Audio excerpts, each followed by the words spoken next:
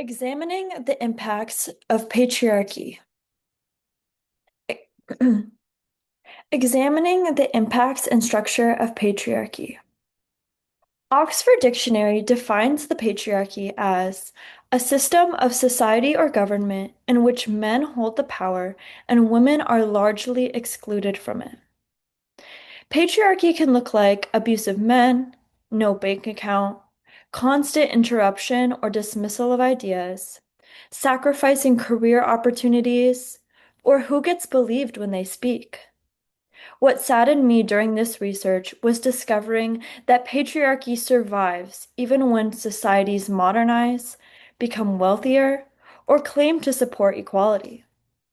I examined research from political economy, gender studies, development studies, psychology, entrepreneurship studies, and communication studies to understand how patriarchy operates across different societies.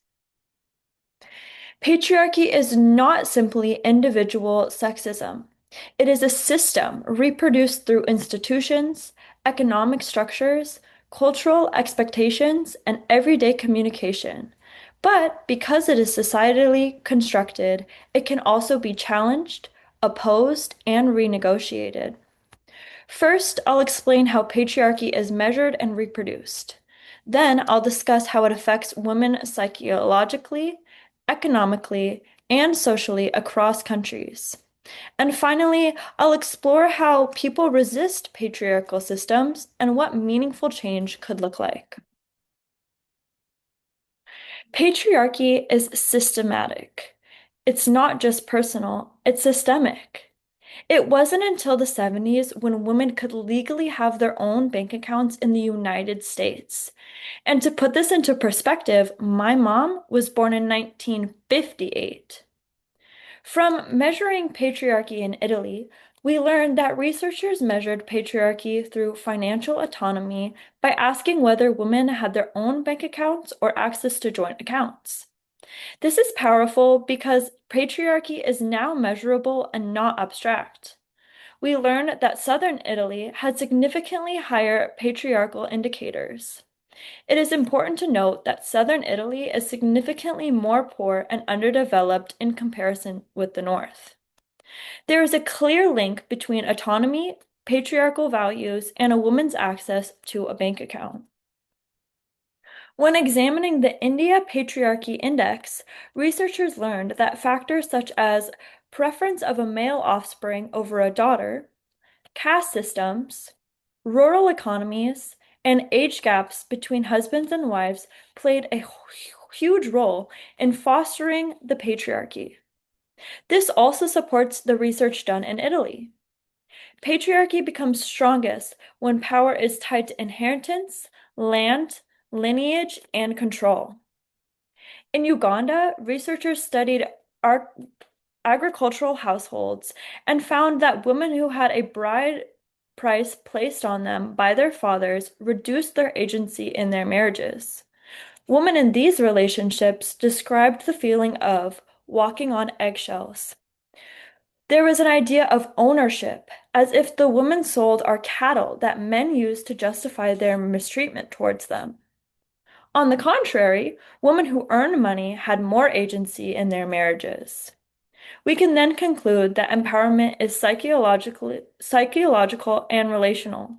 Power inside relationships is communicated constantly through silence, fear, permission, finances, and decision making. Making money gives a woman more empowerment in society and in marriage. Patriarchy survives because culture normalizes it. A book on cybersecurity regarding cultural change noted behavioral conditioning. The book explains how behavior is shaped through reinforcement and punishment. Patriarchy functions similarly as people are rewarded for performing acceptable gender roles and punished for violating them. This punish can go so far as homicide. A study regarding the entrepreneurship of Palestinian women quoted a woman said that she was being told by her manager, "Your place is in the kitchen." That statement wasn't just an insult, but it was an attempt to enforce a social hierarchy. It reminds me of the 1950s housewife image pushed in the United States. Patriarchy is inflicted through ridicule, shame, and social punishment. Digital entrepreneurship became a resistance for these Palestinian women in the study.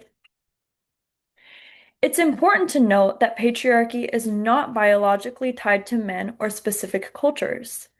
For example, some women reproduce patriarchal norms.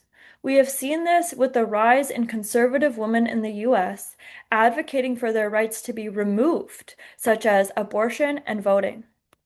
Some men reject the patriarchy, as in the study of Arab men.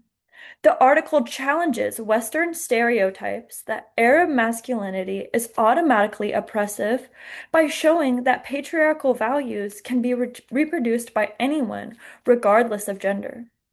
In this case, the father was supporting his daughter's autonomy while her mother enforced gender expectations. Patriarchy changes when institutions, economics, and consciousness change together. In Bangladesh, researchers studied the Bangladesh paradox, in which increasing gender equality despite rising conservative religious politics occurred.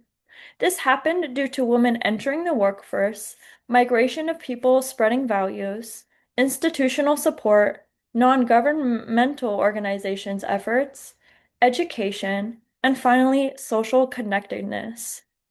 There is decision making happening when that changes social, cultural, and media influence to dismantle patriarchal culture. The research suggests that empowerment does not happen because people suddenly become morally enlightened. It happens when social systems create new possibilities for agency.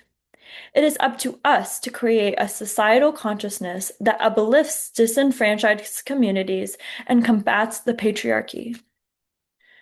From one source, quote, empowerment begins when women can imagine choosing differently.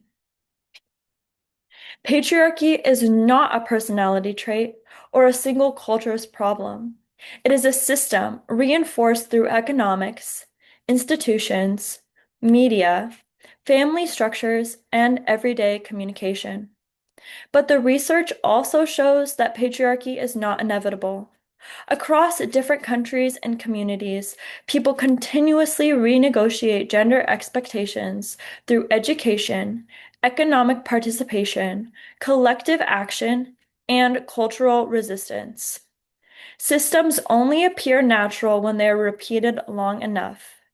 If patriarchy is socially constructed, which I proved during this presentation, we have good news because then it can also be socially dismantled. Thank you so much for listening, and here are the references I used for my research.